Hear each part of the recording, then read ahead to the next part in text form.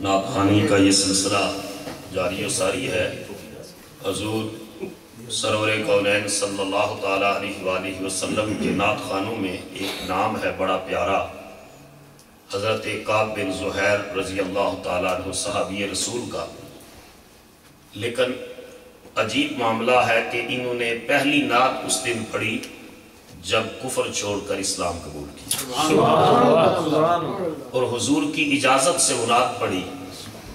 ज़रा चश्मे तहज्जुद में जाइए कि काबातुल्लाह है, खुदा का घर है, हरम मक्का है और तजल्लियात इलाहिया का मरकज़, और उसमें हुजूर तशरीफ़ फरमा है, सहाबा सामने बैठे हैं और काब बिन ज़ुहैर नात पढ़ते हैं। तसव्वुर कीजिए वो मंजर कितना खूबसूरत होगा। और पसे मंजर ये है कि फतह मक्का हुआ है और कुछ लोगों के नाम लेकर हुजूर ने फरमाया कि अगर ये लोग जिनके अंदर गुस्ताखी का पहलू था, अगर ये काबे की दीवार से चिमट कर भी खड़े हों तो इनको कत्ल कर दिया जाए। बाकी सब के लिए माफ़ी आम का ऐलान। उनमें एक ये काब बिन ज़ुहैर भी है, क्योंकि ये हुजूर की हिज्र लिखा करता था। तो इसके भाई ने तो इस्लाम कबूल कर लिया, लेकिन इस धमकी के बाद ये मक्का छोड़कर ताइफ भाग गया। जब आक़ा करीम अलैहिस्सलाम ने वहाँ माफ़ी आम का ऐलान किया तो इसके भाई ने इसको मैसेज किया, ख़त लिखा किसी शख्स के ज़रिए कि काब, हुजूर इतने करीम हैं, इतने करीम हैं कि इन्होंने बड़े से बड़े दुश्मन को भी माजरत करने के बाद माफ़ कर दिया है। तू अगर आ जाए तो मेरा दिल कहता है मेरा नबी तुझे भी माफ़ कर देगा।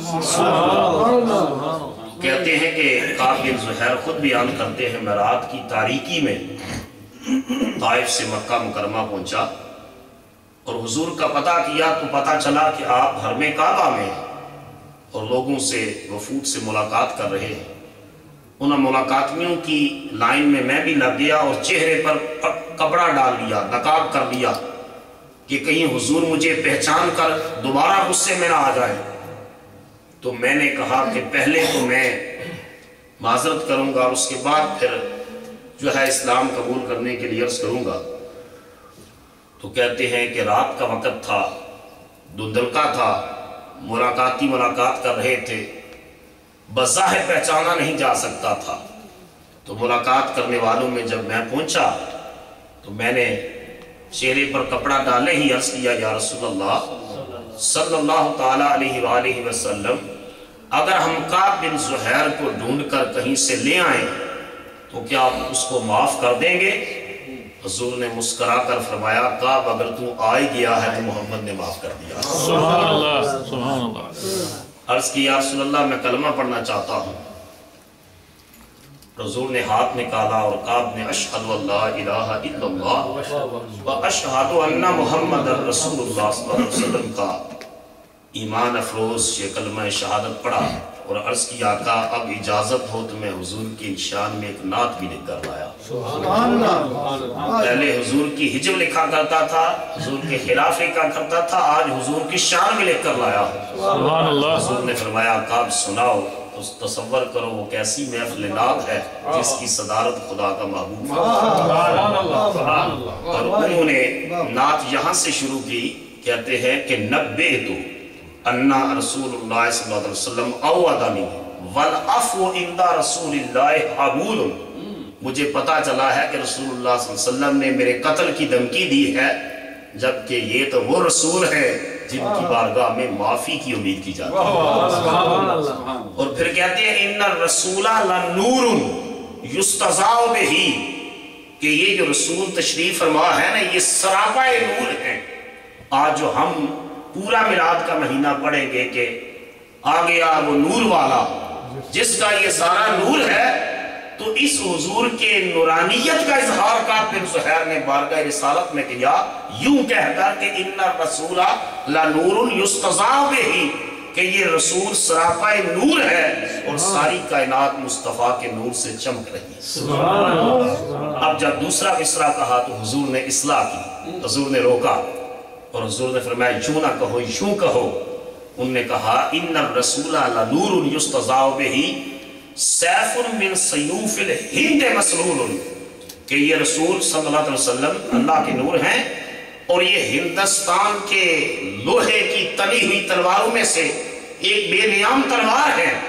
حضور نے فرمایا مجھے ہندوستان کے لوہے کی تلوار سے تشبیہ نہ دو، میں محمد تو اللہ کی تلواروں میں سے ایک تلوار ہوں۔ سبحان اللہ۔ تو کہا اصلاح کرو، انہوں نے پھر مصرع بدلا اور کہا ان الرسول لنور یستضاء بہ سیف من سیوف اللہ مسلول، یہ مصطفیٰ اللہ کی تلواروں میں سے کفر کے لیے اور شر کے لیے ایک بے نیام تلوار ہیں، مگر عاشقوں اور غلاموں کے لیے حضور رحمت کی رضا۔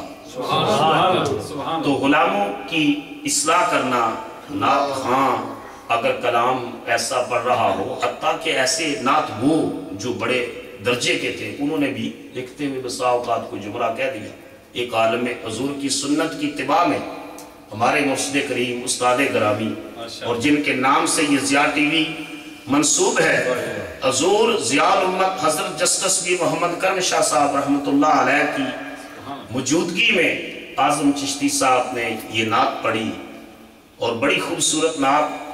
کاش یہ آنکھیں تیرے شہر کے تنکے چنتی، کاش یہ آنکھیں تیرے شہر کے تنکے چنتی اور یہ دل تیری گلیوں میں سلگتا ہوتا۔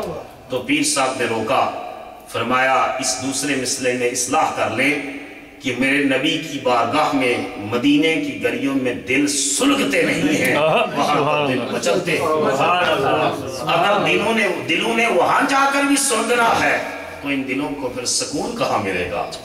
جہاں تو زمانے کے ستائے ہوئے دل اور سلگے ہوئے دل مصطفیٰ کی گلیوں میں جا کر سکون پاتے ہیں۔ تو یوں پڑھیے کہ کاش یہ آنکھیں تیرے شہر کے تنکے چنتی اور یہ دل تیری گلیوں میں مچلتا ہو۔ تو دلوں کو مچلانے کے لیے اور اسی مدینہ کی بہاروں سے آشنا کرنے کے لیے نیو یارک بلکہ ٹرائی اسٹیٹ ایریا کے مشہور و معروف نعت خواں محترم محمد اصغر چشتی صاحب وہ تشریف لاتے ہیں اور اپنے مخصوص انداز میں بارگاہ رسالت میں نذرانہ محبت و عقیدت پیش کرتے ہیں۔